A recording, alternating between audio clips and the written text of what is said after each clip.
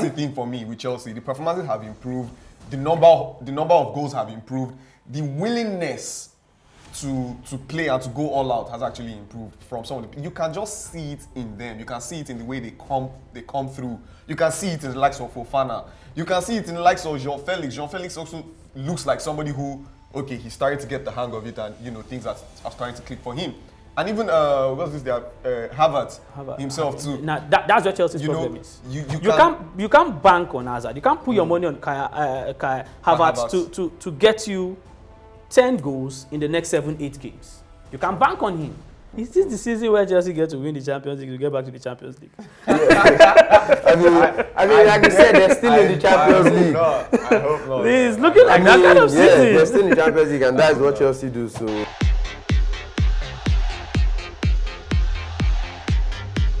Yo, what's good, people? We're back on yet another episode of Sangalooo. As you can see, we have a guest in the house leading the line today through the middle.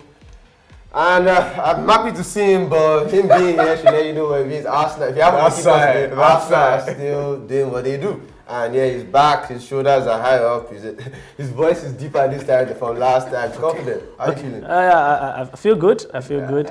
It's 11 games to go. But then, anytime I come here, you guys find a way to make me not feel too happy. The last time I was here, I asked why we had a Man City jersey somewhere here and Arsenal were top of the league. And you guys told me that because City were defending champions of the league, like domestic champions. So why do you have a Chelsea jersey here? What have they won? Because you see, as you can see up there, this is not an English show. So we only allow jerseys on our set that have European pedigree, you understand? European pedigree. You understand? You see, these are Champions League. For a Chelsea team that are 10th on the table, they'll be moving from 10B, 10C, 10A, 10D. And you have their jersey somewhere. I think Dyer was going to brush us if we didn't put it. You met Dyer. So that's the thing. We just had to place it Dyer for that. Just like I said last time, my dream is that maybe when next I come, we'll meet an Arsenal jersey. No, if you win the title, I guarantee you there'll be an Arsenal jersey on the set. Okay, I'm fine. You can wear the jersey when you come on. Okay, good. Fine. So I'm fine. I'm cool. All right, let's get into it. So the Premier League is still heating up. The title race is still as it's been for the last 3-4 weeks. Arsenal have not fallen off the top of the table. Do you feel confident about this? How long do you think it's going to go on for? Well, the season has brought different feel. At some point, I think in January, late December, I was this feeling that, Arsenal players are not really, giving us what they served at the start of the season. Gabriel Jesus got injured. Arsenal had not gone into the January transfer window to bring in Jorginho and then Trossard. So the team, they were a bit lethargic. But I don't know how Arteta has been able to manage the situation. And right now, you see Arsenal, they had to blow away Everton.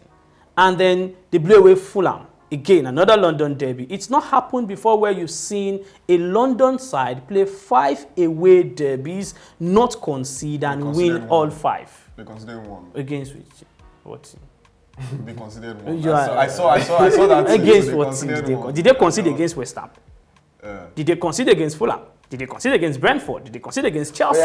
Did they concede against Spurs? So what this shows is that even if the team has stumbled, Arteta has found a way with, his backroom staff to be able to galvanize the team. So when there is one hitch, they try to at least bounce back. And that's why you have 11 games to go, 5 points ahead of City. And it's not as if Arsenal are playing badly. Right now in England, the Gunners are playing the best brand of football. You just want to watch Arsenal play. If there's any team that you can put your money on to win the EPL, then your smart money should be on Arsenal. Don't forget, Arsenal do have an opportunity to go 8 points ahead of Manchester City this weekend when Man City will be playing in the FA Cup and Arsenal will host Crystal Palace. Crystal Palace.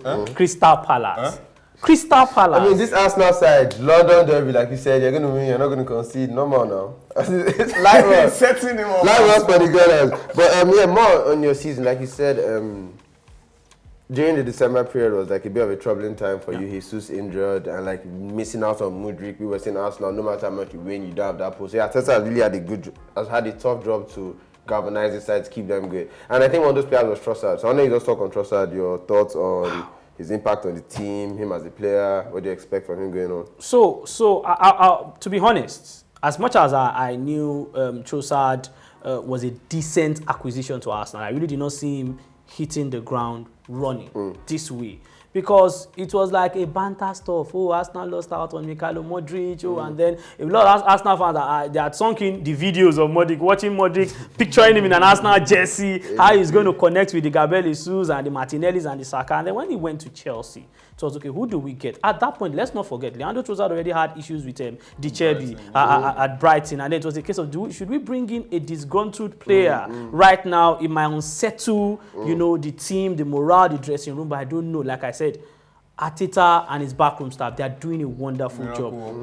Brought in Trossard, and then wherever you get to play Trossard, either as a false nine on the left side of the attack, it brings in something wonderful to the team, and it brings back memories for Arsenal fans who have been supporting the team for years. It brings back a blend of either Cazorla, Rusicki, Alexander Kleb, based on his close control of the ball, how he looks for the opponent, he looks for his open players and supports the team. So now Gabriel Jesus is back.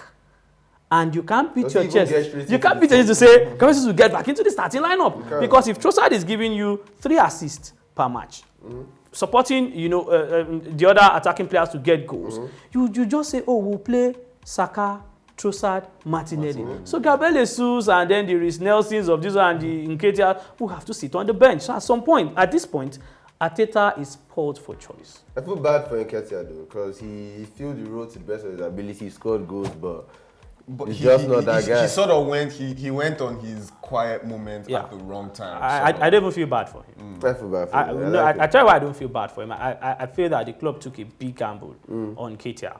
And Nketiah had not done enough to be given £100 per week, £100,000 per week deal, giving the iconic number 14 jersey. This was maybe Arteta just trying to tell these young players that, oh, I believe in you, I want to invest in you, and that's why they also gave Emil Smith Rowe the number 10 jersey. I know I dragged even the team at that point. How do you give Nketiah and Smith Rowe 14 and 10? So when Gabriel Jesus got injured, yes, he came in, he got some vital goals, especially against Man United, at the depth of that. But I don't think Nketiah had led the line the way he should for a title-chasing side. The impact of Leandro Trossard, for me, is even higher than that of Eddie Nketiah. So Nketiah had some very big moments. So he has a hat-trick earlier in the season.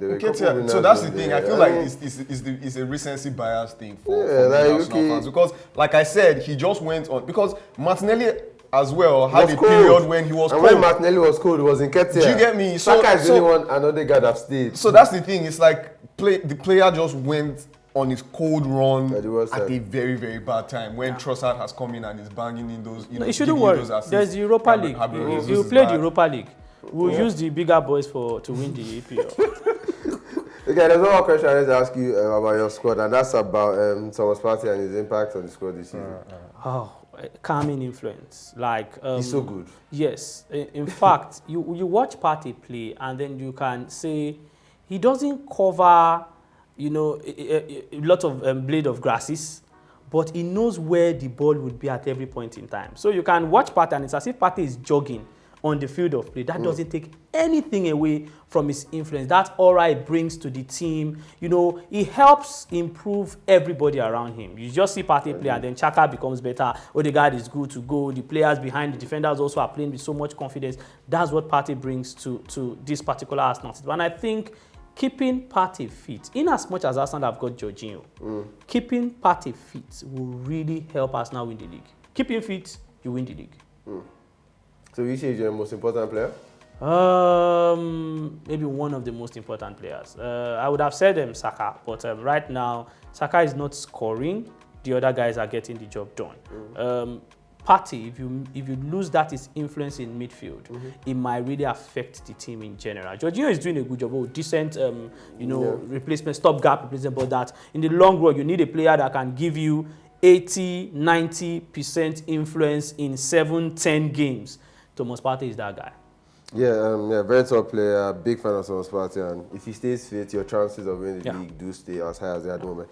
But yeah, the title race is not over, and even though it's really just 5 points you are clear of Man City, and you play City again one more time, so that means if you drop points in any other game and lose to City, City are top of the table. City will still drop points. Yeah, we can't write City off. They got another win again this season, again this weekend. Haaland scored from spot kick, but yeah, they don't look as good as they've looked of late. City look kind of vulnerable. Do you guys think that's a focus on the Champions League, or they can't get their players motivated for the Premier League anymore, or what is it? In my opinion, I think it's more of a motivation issue. I mean, the game that they played over the weekend, they were this close to going home with just 1 point, right? Even the penalty was oversold, right? Like, was it not Gundogan or Olise just had to, it was oversold in itself. So it's a case of how do you motivate these Man City players that have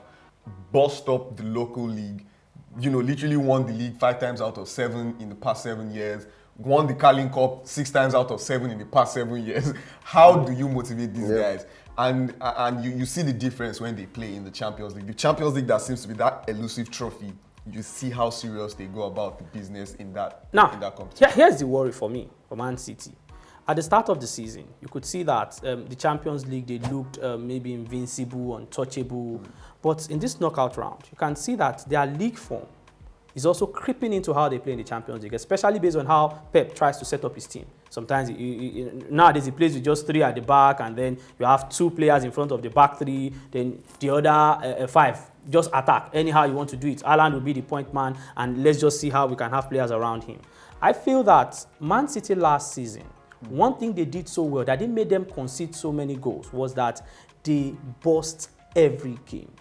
Bust every game. For teams that, denied them all 3 points, it was always a case of route one. Remember when Spurs beat them? Spurs were not the better side. City were the better side. Now, this season, for a Man City side who played against Arsenal and won, and had, I think, 36 or 37% ball possession, less than 50, it goes to tell you the kind of influence that they have lost after bringing in Broten in Haaland. Yes, Haaland has scored 28 goals. 28 goals right now. But something is missing in this City side. And I also feel that some players being disgruntled is also affecting the team.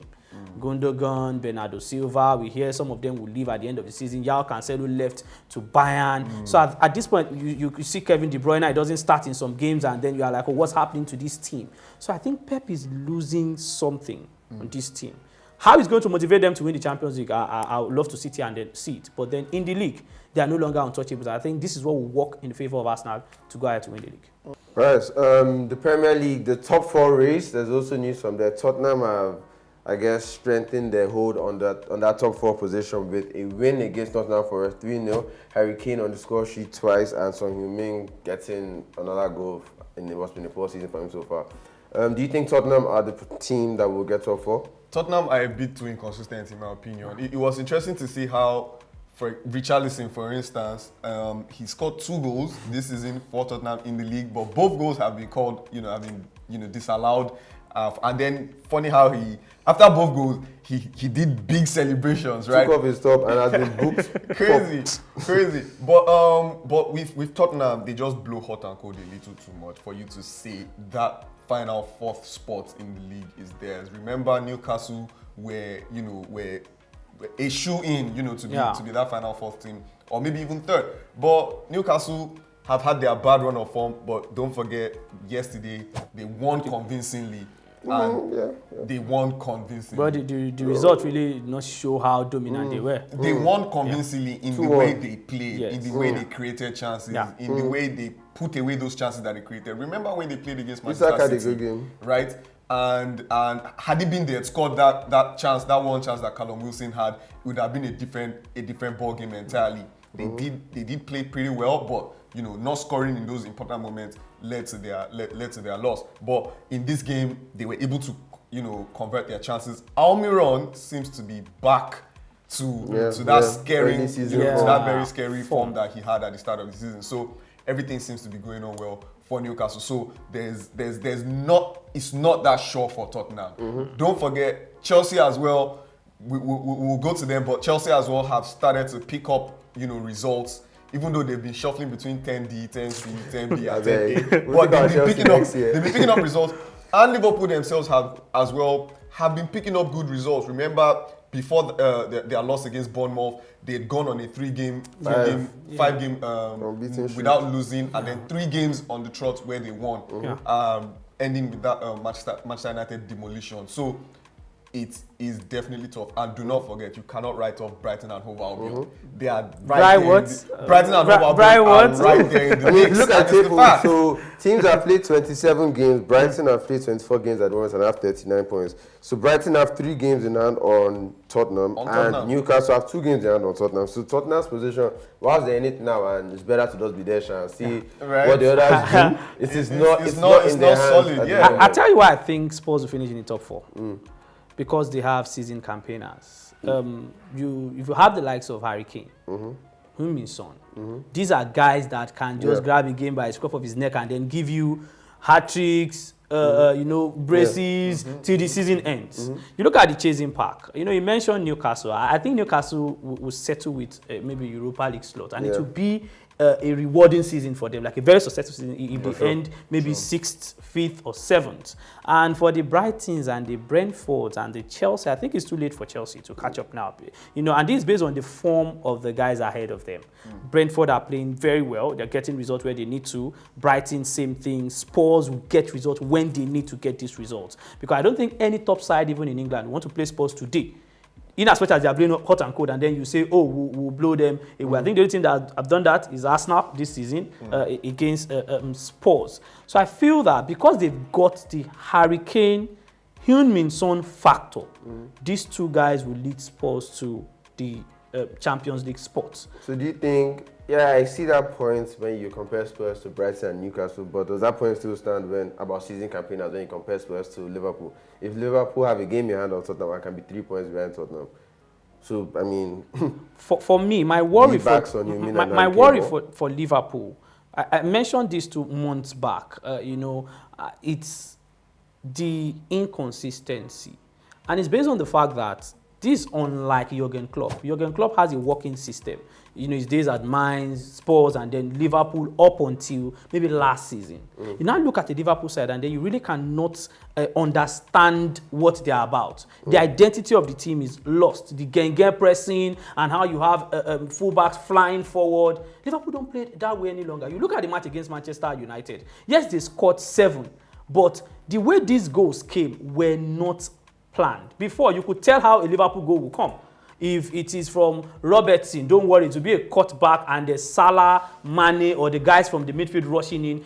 Trent Alexander-Arnold, same thing also, or it is Mane, Salah, always attacking the opposition backline. But right now this season, they've got Cody Gakpo, there's Darwin Núñez, Jota is back, Firmino, but there's something missing in that midfield.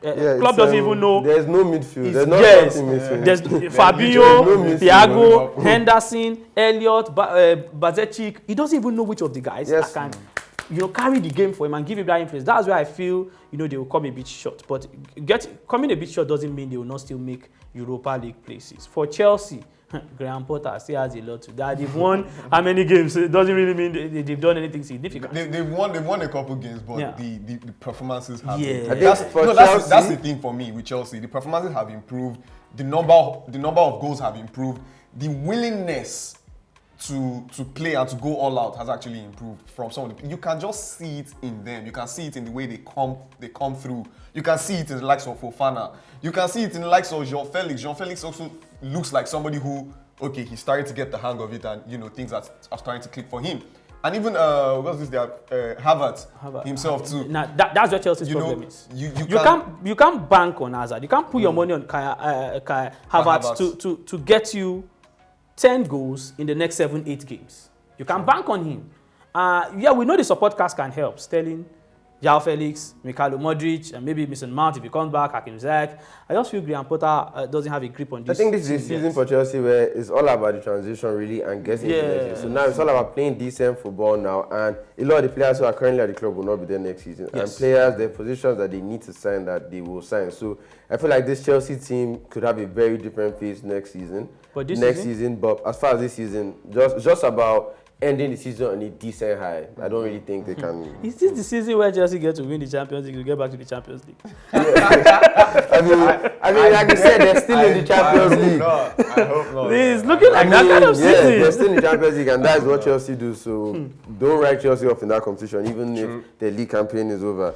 But that's a wrap up on the Premier League. So another league where things are really heating up, probably the only other league where it's still very competitive is Serie A. We've been keeping track of Serie A obviously because my Nigerian brother can mean Serie A is the best player in the league right now. But yeah, other than the top places, the chasing pack for the top 4 is very exciting. Yeah, very, very, very heated one right there. Well, if I think a lot of Napoli fans or supporters or even pundits will disagree with you when you see Osimhen is the best player in the league.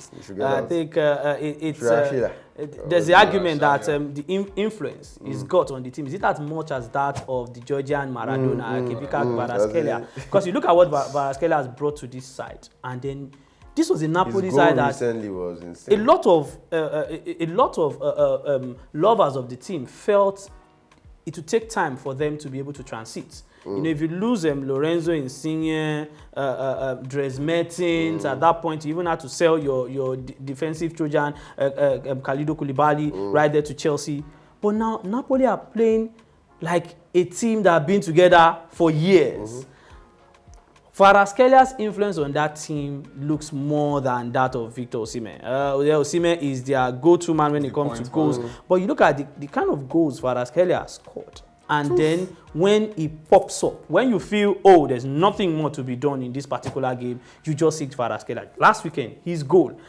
A lot of attackers would have maybe taken the shots when Osimhen sent that pass in. But he saw 4 defenders in front of him, and he knew that 3 would bow down to him, and those 3 really did. And then he put the ball in the back of the net. The way he plays, the panache, the guile, you just want to watch this guy play football. And if Care is not taken, he might be the first player from Napoli that will leave that club being sold, say maybe 150 or 200 million pounds.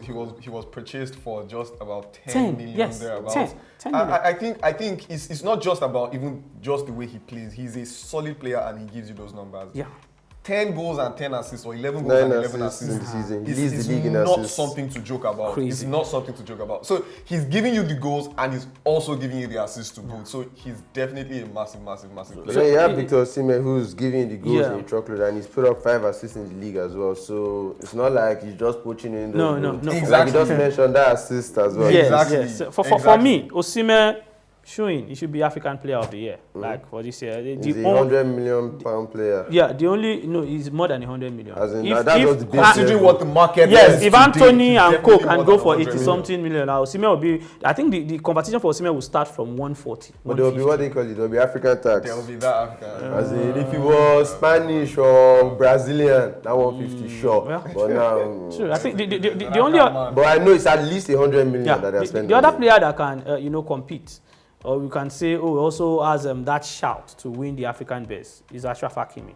And this will be based on Morocco's World Cup and all that. But looking at the longevity and the influence that these players have had on their teams, Osimhen, in fact, Osimhen should be top 10 Ballon d'Or, and then he should win the African best. You should definitely have a shot for that. You can get Napoli to win the first 6 titles in how many years? Yes. That is iconic. And the Champions League run is still going on. And I also like, the feel for Osimhen in the city of Naples, where you have a lot of kids, get his mask, and then it's good when you have this cult figure. Napoli is a club that creates those type of players. Maradona. Inspire the players to perform based on that level of following. It happened so for Maradona. So it's not really surprised that it's happened at a club like Napoli for Osimhen. Yeah. So that is our Serie A roundup. Over in Spain, we have some news, but it's not really about the football. Barcelona are in some legal troubles. It's interesting. Everywhere Pep Guardiola goes, tends to end up in legal trouble. Make of that what you will, but okay. So yeah, it's alleged that, I think it's proven at this point that between the years of 2001 and 2017, Barcelona paid a total of 6.7 million euros to an organization that is run by, that the only employees of this organization are one of the vice chairmen of the referee committee and his son. Make of that what you will. Apparently, these funds were transferred to scout referees and get reports on referees. make of that what you will as well. I'm not trying to lead you guys on it that way because the story is going to unfold as we go on. So I think that's very interesting, and because if you remember back in Barcelona winning, there were shouts about UEFA Luna and how the Chelsea results against them, where Drogba had that moment, the red card Arsenal got. While those are in Europe, it just makes you wonder that should Barcelona's trophies in that period be tainted? How does it make you guys feel about it? It definitely will be tainted. There's no. It's a massive story. How are you paying referees money? How are you doing that? Like, so one thing that just sort of like connects the dots for me is having watched the FIFA Uncovered documentary and having seen how these deals happen, how these how results are twisted in favor of certain people, and how the money actually changes hands. On paper, they will tell you, we're giving you this money for the development of sports, or we're giving you this money for so and so reason. CSR sort of corporate social responsibility. But there's an agreement between the two people shaking hands, and then at the end of the day, you see those results happening. So it's big, right? It's big news. It's a very, very big story, and the problems just continue to come up. I don't think it's big enough yet. Until it has expanded to Europe.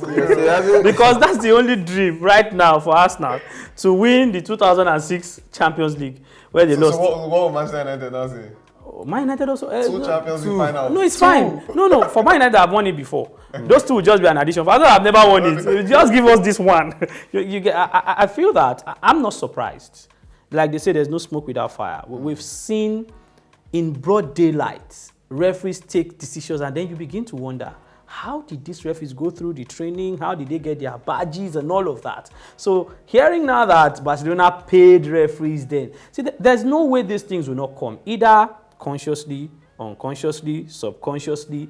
The moment somebody is paying to your organization or to anything that you are gaining from, if you have to take decisions against that person, something in you, something in you will say, oh, should I not, what's his name, Ovrebo, Chelsea incident, the ref, you mentioned the Van Persie incident. There was a particular Champions League game too, Barcelona AC Milan. I think before the corner kick was taken, they gave AC Milan a penalty against AC Milan even before the corner kick was taken. So people have pointed out all of this, in as much as we are talking about this in the La Liga. But you can't rule out the fact that Barcelona's influence or dominance across this period was not only domestically; they also had the influence, European on the continent. And the truth is that this board has been, casted, permit me to use that language, for being a very, very corrupt board, right? For sure. The board of Barcelona they've been very corrupt. Cases have been brought against them. The board has been sacked. They still have cases that are still in court for mismanagement and what have you. So where are the evidences pointing towards? Like, what's the likelihood of this being true? Very high. I just want to know what sanctions will be taken against them. Will it be, fine, point deduction? Are they going to, strip them of the titles or the trophies? These are things I want to see. It's not even about what the story is right now. If Barcelona, if they are found guilty, I'm waiting for the sanctions. They should probably go back. I mean, as we know, these sanctions don't tend to be a lot of time the money talks and maybe a slap on the wrist. They get slap on the wrist and this is swept under the rug. But as the story unfolds, we'll know the facts of the matter because, like we said, right now we still, we know money was transferred, but what the money was used for, we still don't know yet. We still haven't had. I'm sure they're going to have to be witnesses come forward. They're going to have to be referees that were on payroll to see which matches that they affected. And surprisingly, Real Madrid now are ready to talk. Yeah, and Real Madrid have publicly said that they're willing to appear in court as part of the people that investigation that these their heinous crimes, part of the victims of these heinous crimes by Barcelona. Obviously, Real Madrid are going to pipe up on Florentino Perez. But it's going to be an interesting few weeks to see what comes out from this story. If titles are going to be taken away, if legacies are going to be destroyed. I mean, let's wait and see what happens next. So that is, picking up Barcelona, European football and the Express, let's move on to the Champions League really quickly. So we have the second leg of the round of 16 ties taking place this week, Tuesday and Wednesday. On Tuesday, City go against Leipzig. It's 1-1 at the moment, and they are the Etihad. What are your predictions for the game? I mean, I believe Manchester City are more serious in the Champions League than they are in the league. But like you did point out, the form in the league is starting to creep into their Champions League football. But you'd have expected City to beat Leipzig in the first leg. You would have, but this is a Leipzig side that when they have that support behind them in Germany, you expect it to count for something. But of course, Manchester City will be playing it at Etihad. I expect them to win. So I saw the first leg. First 30 minutes, it was all City. But they ought to have scored maybe more than one. It's gotten 2 goals or 3 goals. If they can replicate that at the Etihad, having the fans behind them, I think City should get this one. But if Guardiola comes up with his confusing setup, yes, and then the players don't know what to do. Leipzig, a very closely knitted side, they understand the task, they know what to do. And let's not forget, Timo Werner is coming back to England. He has scores that, you guys said I'm not good enough, let me now beat your champion. So Leipzig, they've got in them, players that can hurt Man City, especially, this vulnerable backline of Man City. I feel this game will have goals. If City come to the party and they really understand their pattern of play on the night, they'll blow away Leipzig. But if not, they might struggle. Yeah, in a word, I'm going to go with Man City. Moving on, the other Tuesday's other game is Porto versus Inter in Portugal. Inter Milan go there with a 1-0 lead. What are your thoughts? I think it will be like the Milan-Tottenham game. I think that's how it would be. That one will probably end. It might end 0-0 or 2-2 and then go on to because both teams are not. You cannot easily separate both teams in terms of their capabilities over the season and like how good they are. So that's the way I see it going. I feel Porto, they have an edge. We're playing at home, and then Inter have not been too good. I don't know what's happening to Lukaku, Lautaro Martinez, and co. So for me, Porto might just get that odd goal that they need to stretch the game maybe into extra time, and at that point, home advantage will just come in. These games in Champions League, you want to play the second game at home. Yes, that's where. That's where it comes to an end. Wednesday, we've got 2 games on Wednesday as well. The second leg of Madrid versus Liverpool, and I've seen the script, you guys. I'm not going to allow this, but I've seen the scripts. I got the script in my email this morning, 9 a.m. sharp, and I've read it. These confidentiality issues, I won't share the script, but let me hear you guys thoughts. Anyways, I saw a version of that script too. Okay. And I can tell you categorically that Madrid are just going to just wrap it up. Wednesday starts. We don't even need to see the games. We already know the 2 teams that will qualify. I think they had already done the job in the first leg, away from home. Yeah. And that's Real Madrid did the job at Anfield. Napoli also did the job away. So I feel for Tuesday's games, we might struggle to say, these are the 2 teams that will qualify. But for Wednesday start, showing Real Madrid, Napoli. Okay, so there you have it. Those are our thoughts on this week's rounds of fixtures. Let us know your thoughts in the comment section. Share with your friends. If you get any of the scores for these matches accurately right, you stand a chance to win some airtime courtesy of you know who, Jerry. You know who. You know who. All right, that's another episode in the books. Thanks for rocking with us once again, Kingsley. It's always a pleasure to have you here. The dream is 11 games to go. The next time you see me here, we'll be on an Arsenal jersey, celebrating being champions of the EPL 2022, 2023. Just do mistake and bottle it. There shall be no banter. I hope that was a close-up. And I hope it was only his face to that close-up. I don't want to be there. Thanks for having us, and we'll see you guys in the next week. Next episode. Peace.